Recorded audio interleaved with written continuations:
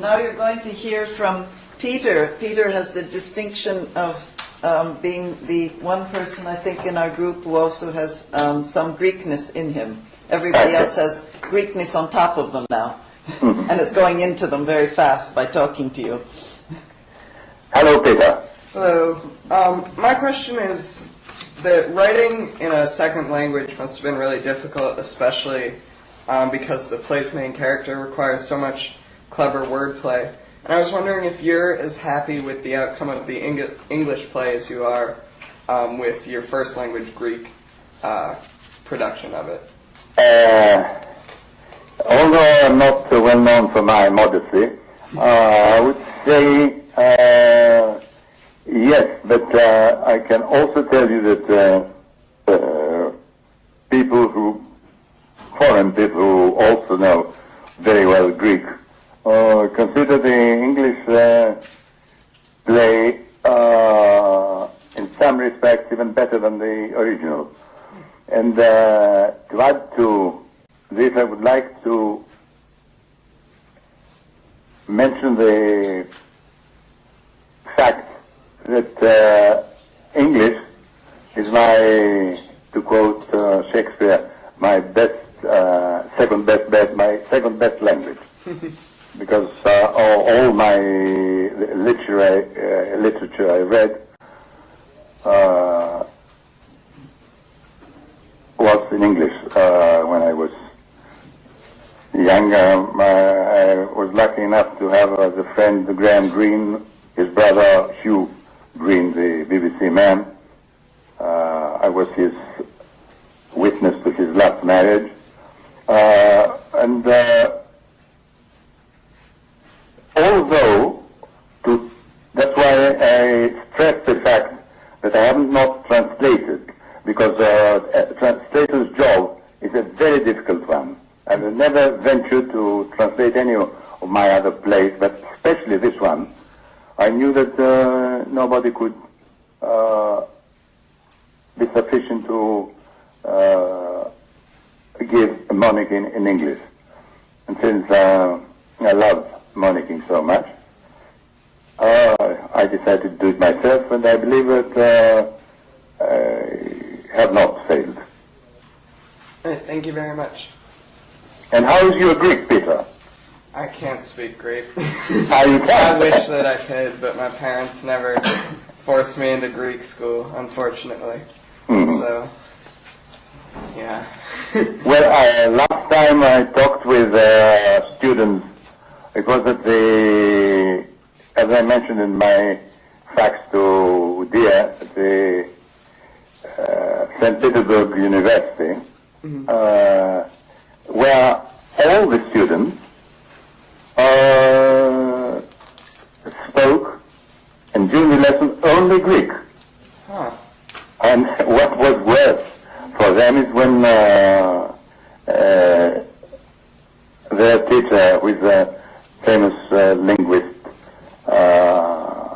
Fatima Yeleva, who speaks 7-10 languages, and both ancient and modern Greek, asked me to read some parts of the most difficult work I have done, is Kenediathiki, that is the Holy Bible, because nobody in Greece understands them, almost, in the same way that not everybody in England understands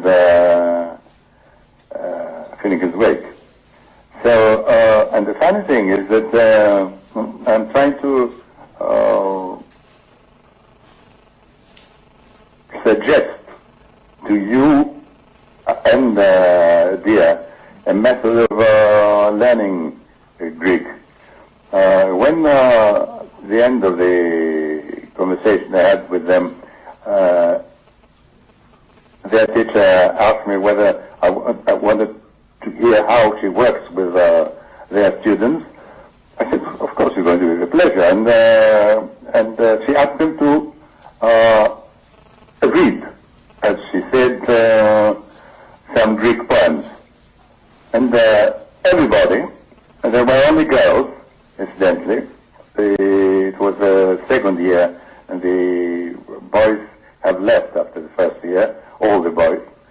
and they have recited eventually, not read Cavafis poems. And it is the Russian method of learning a language by reciting poetry. How does this sound to you, dear?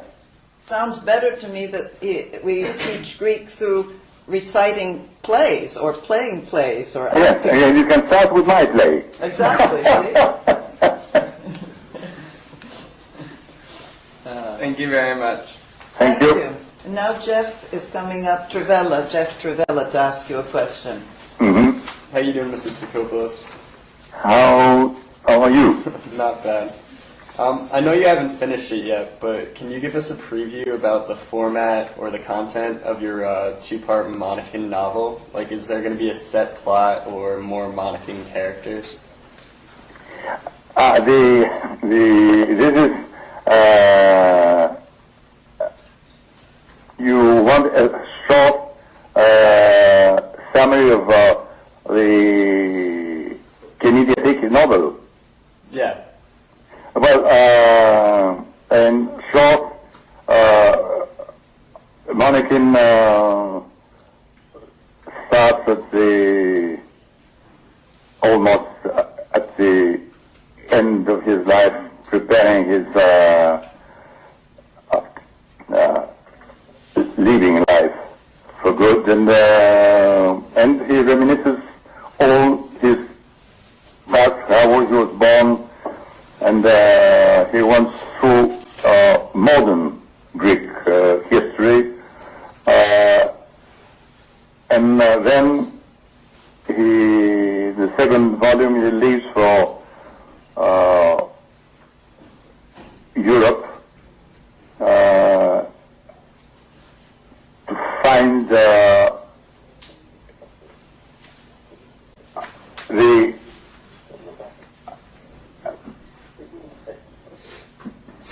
bring back to Greece the European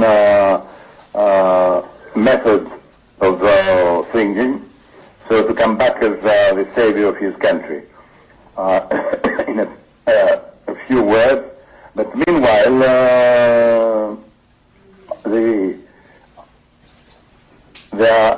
there is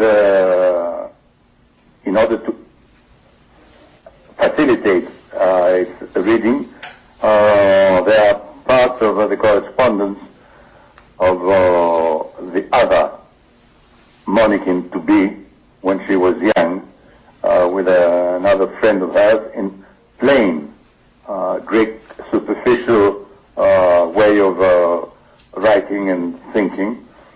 So, in this respect, the reader feels some really suffer the difficulty of reading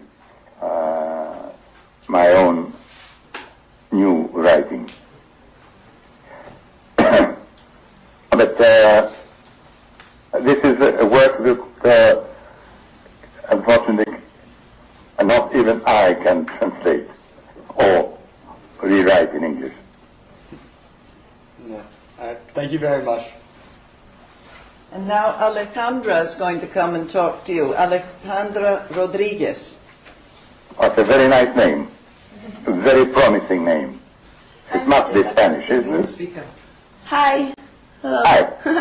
I was wondering if you would ever want to translate this play into other languages so that it speaks to a more international audience. Well, I had some friends who have translated some of my plays in English. There is a book of 3 plays of mine translated by an American poet, Philip Ramp, who lives in Aegina, the old rival of Athens. And I have some translations which have not been published, but written in French, translated by Gérard Pierrat. A man who has translated a lot of poets and playwrights Gallimard editions. In Spanish, not yet. How is your Spanish, Rodriguez? I'm fluent in Spanish. I'm fluent. Good. Good. I am a great admirer of Federico Garcia Lorca. And although I don't speak Spanish, I like reading him. Wow. Thank you. Thank you.